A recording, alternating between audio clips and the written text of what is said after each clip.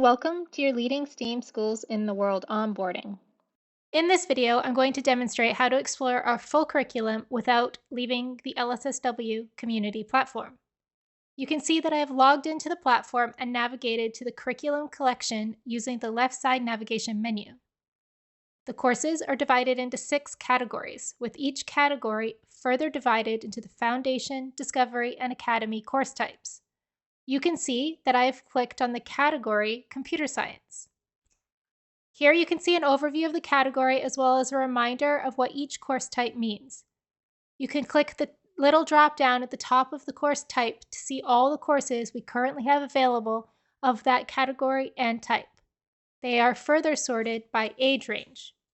When you click on a course, you get a window that slides out with all the course information. If you would like to switch to full screen, click the icon in the top left. Inside each course, you will find a video overview, learning outcomes, a teacher guide, a curricular connections guide, a standards alignment document, as well as a list of all the modules and lessons. You can click on the link at the bottom to take you to the course in the curriculum portal. From here, if you have access to the course as part of your membership, you can click Go to Course on the top right to navigate to the actual course for accessing the materials for planning and delivery.